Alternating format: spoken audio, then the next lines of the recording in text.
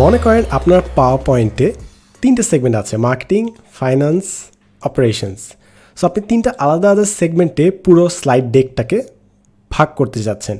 In this case section অনেক কাজে দেয়। উপরে বাম পাশে দেখবেন সেকশন বলে একটি অংশ আছে।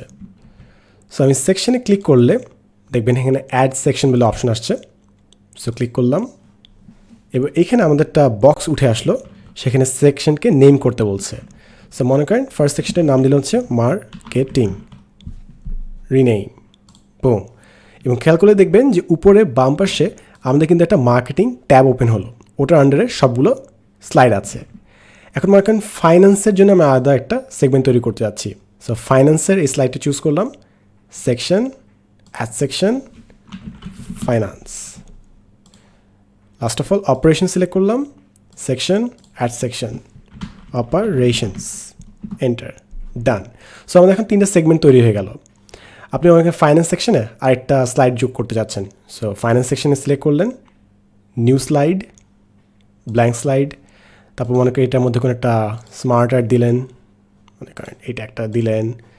তারপর মনে করেন অপারেশনসে আপনি নতুন কিছুটা অ্যাড করবেন। সো মনে করেন এখানে একটা চার্ট দিলেন, আপনি এই চার্টটা দিয়ে দিলেন। এবং ফাইনালি মার্কেটিংয়ে মনে করেন আপনি আরেকটা কিছু অ্যাড করলেন। সো মনে করেন আইকনসে গেলাম, আইকনসে যে মাল্টিপল কিছু আইকনস চুজ করে রাখি এখানে। সো অনেকগুলো আইকন নিলাম। সো মোটামুটি আমরা 3টের জন্য আলাদা আলাদা কিছু স্লাইড তৈরি করেছি। এখন যদি আপনি খেয়াল করেন দেখবেন আমি যদি মার্কেটিংয়ের এইখানে ঠিক উপরে একটা ছোট্ট ট্রায়াঙ্গেল আছে, এই ট্রায়াঙ্গেলটা যদি আমি ক্লিক করি মার্কেটিংয়ের সবগুলো অফ হয়ে যাচ্ছে। অপারেশনসে এখানে যদি ক্লিক করি অপারেশনসগুলো বন্ধ হয়ে যাচ্ছে। ফাইন্যান্সটা ক্লিক করলে ফাইন্যান্সটা ক্লোজ হয়ে যাচ্ছে।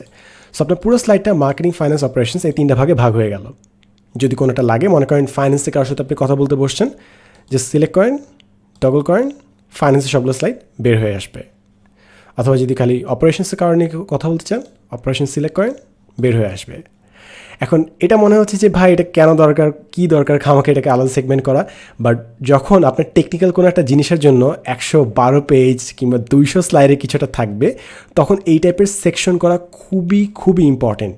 এটা খালি নিজের জন্য না, অন্য যাদের সাথে ফাইলগুলো শেয়ার করছেন তাদের জন্য অনেক বেশি ইম্পর্টেন্ট। বিকজ তারা তাহলে এখানে গেলে ইজিলি সর্ট আউট করতে পারবে যে কোন জায়গায় গেলে তারা তাদের ডিজায়ার্ড স্লাইডটা পেয়ে যাবে। সো হোপফুলি এরপর থেকে আপনার স্লাইডগুলো অনেক বেশি গোছানো থাকবে। And I can't stress this enough. আপনি যত অর্গানাইজেশনে কাজ করবেন, ফাইলগুলো যত গুছিয়ে কাজ করবেন, সবার জন্য তত বেটার এবং তত বেশি এফিশিয়েন্ট হবে কাজটা। সো আজকে থেকে পারলে এই হ্যাবিটটা বিল্ড করেন। এতক্ষণ আপনার সাথে ছিলাম আমি সাদমান সাদিক। দেখাবেন নেক্সট টিউটোরিয়ালে। And as always thanks for watching.